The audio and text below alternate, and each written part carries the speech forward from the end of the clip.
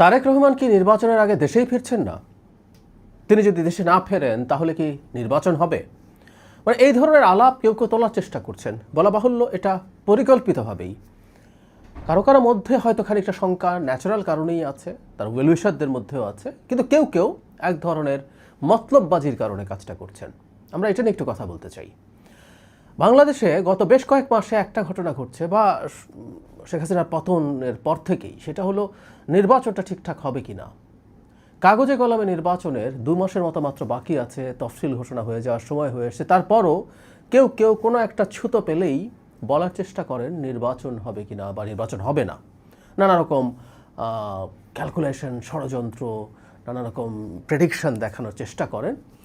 সেটা আসেই আমরা আসবো জনাব তারেক রহমানের কথা। আমরা খেয়াল করছি যে রিসেন্টলি বেগম খালেদা জিয়ার অসুস্থতাকে কেন্দ্র করে তফসিল পিছিয়ে দাও, এই ধরনের একটা আলাপ এনসিপি করছে।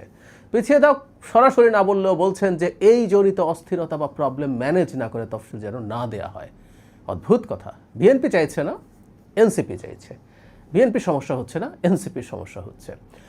যদিও আমি মনে করি, আমি বলেছি যে এটা আসলে এনসিপি একটা দর কষাকষির জন্য করছে বিএনপির সাথে, কিন্তু সাধারণ মানুষের মধ্যে মিসপারসেপশন যায়, রিট হচ্ছে সেটা নিয়ে মিসপারসেপশন যায়। এখন আসি জনাব তারেক রহমানের কথায়। তার ব্যাপারে যে ধারণাটা কিছু কিছু হলেও তৈরি হচ্ছে, ইনফ্যাক্ট সেটার জন্য খানিকটা তার একটা স্টেটাসের ভূমিকা আছে আমরা বলবো। বেগম খালেদা জিয়া যখন সিরিয়াসলি অসুস্থ হয়ে পড়লেন, তখন জনাব তারেক রহমান যে স্টেটাসটা দিয়েছেন, সেখানে তিনি যে ধরনের বক্তব্য দিয়েছেন, যে দুটো জায়গা খুবই মানে মানুষের মধ্যে অস্পষ্টতা আরও বাড়িয়ে দিয়েছে। সেটা হলো একটা জিনিস স্পষ্ট, যে একক ইচ্ছাধীন নয়, মানে উনি চাইলেই একা সিদ্ধান্ত নিয়ে দেশে ফিরতে পারেন না। আরেকটা হচ্ছে এটা স্পর্শকাতরতা অনেক বেশি, তাই তিনি বিস্তারিত বলতে পারছেন না।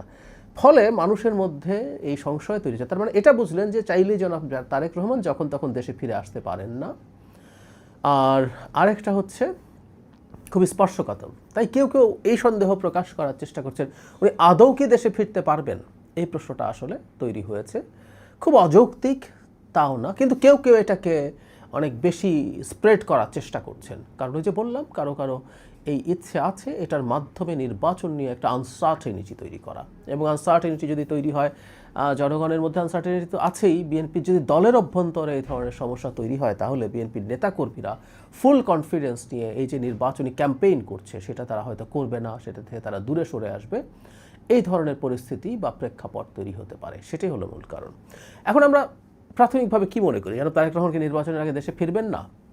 আমি ব্যক্তিগতভাবে মনে করি এটা কোনোভাবেই হবে না। তিনি অবশ্যই দেশে ফিরবেন, এবং সম্ভবত তফসিলের অল্প কিছুদিন পরেই তিনি দেশে ফিরে আসবেন। তিনি দেশে ফিরে এসে তিনি এই নির্বাচনটা লিড দেবেন, তার নেতৃত্বেই নির্বাচনটা হবে। এবং তিনি যখন নির্বাচনের একেবারে শেষ সময়ে আসছেন, তিনি দেশে আসার জনিত একটা বিরাট হাইপ তৈরি হবে। বহু বছর পর তিনি দেশে ফিরেছেন, এবং সেই হাইপটাকে দিয়েই নির্বাচনটা তারা উতরে যাবেন। এবং বলা বাহুল্য, এমনি এই নির্বাচনে তেমন কোনো প্রতিদ্বন্দ্বিতা নেই, কিন্তু তার এই হাইপটা থাকলে পরিস্থিতি প্রতিদ্বন্দ্বী দলগুলোর জন্য আরও খারাপ হবে।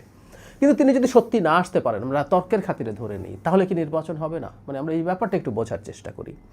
এখন জনাব তারেক রহমান দেশে ফিরবেন না, কী কারণে, এটা এখনও নিশ্চিত না।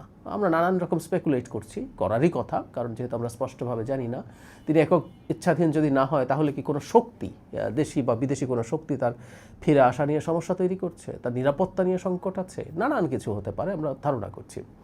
কিন্তু কোনো না কোনো কারণে, ধরলাম নিরাপত্তা হোক বা কোনো বিদেশি শক্তি তাকে ফিরতে দিতে চাইছে না, বা দেশি শক্তি ফিরতে দিতে চাইছে না।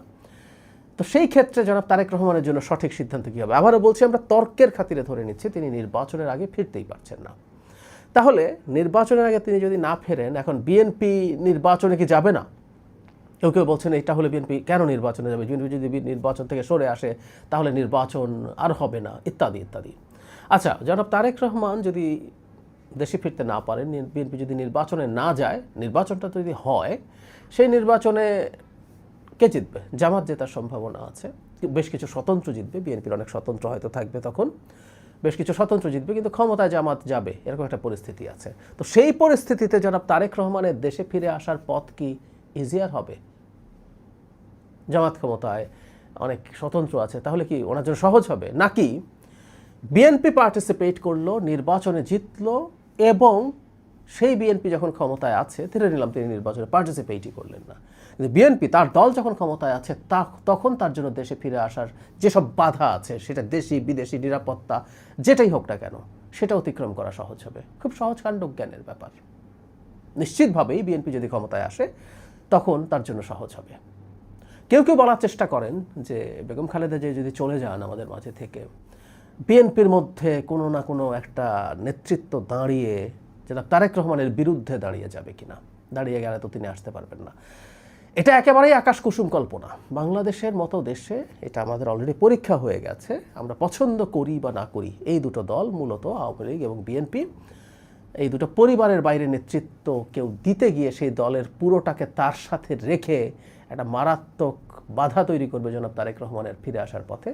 এটা হবে না, কোনোভাবেই হবে না। এবং কেউ যদি এই চেষ্টা করতে যান, তিনি তার রাজনৈতিক ভবিষ্যৎ খুবই ঝুঁকির মধ্যে ফেলে দেবেন।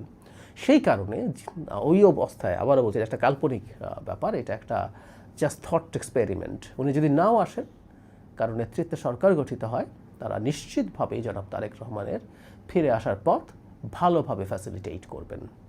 জনাব তারেক রহমান ফিরে আসবেন, তিনি নির্বাচন না করলেও কেউ একজন রিজাইন করবেন, তার জায়গায় উপনির্বাচন করে তিনি সংসদ সদস্য হয়ে প্রধানমন্ত্রীও হবেন, এগুলোতে কোনো রকম কোনো সন্দেহ নেই। তিনি তার সব যাবতীয় বাধা অতিক্রম করবেন। সে কারণেই বলছে, আসলে এত কাল্পনিক কথা বলার একটা কারণ আছে, কারণ এটা জল ঘোলা হচ্ছে। তিনি মানে দেশের মাটিতে ফিরে আসা পর্যন্ত এটা নিয়ে শোরগোল কথাবার্তা চলতেই থাকবে।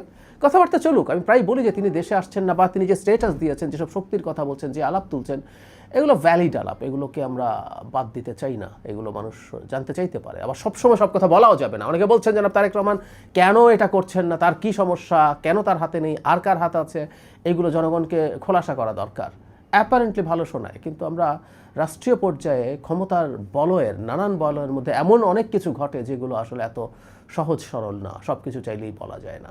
কিন্তু তিনি ফিরে আসবেন, ফিরে আসার আগ পর্যন্ত এই কথাগুলো চলতেই থাকবে যে তিনি কি করছেন না করছেন, কি সমস্যা করছেন, তিনি না আসছেন কিনা, না আসলে নির্বাচন হবে কিনা। মানে ওই যে বলছি যে একটা গ্রুপ চাইলেই নির্বাচন পিছিয়ে যাচ্ছে, নির্বাচন হচ্ছে না, এই আলাপ তুলতে চান। তাদের উদ্দেশ্যে বলার, আমরা আশা করি আপনারা বুঝতে পারছেন, জনাব তারেক রহমান নির্বাচনের আগে যদি ফিরে নাও আসতে পারেন, তারপরও তার দল নির্বাচনে পার্টিসিপেট করবে, নির্বাচন করবে, এবং এটাই তার জন্য বেস্ট অপশন।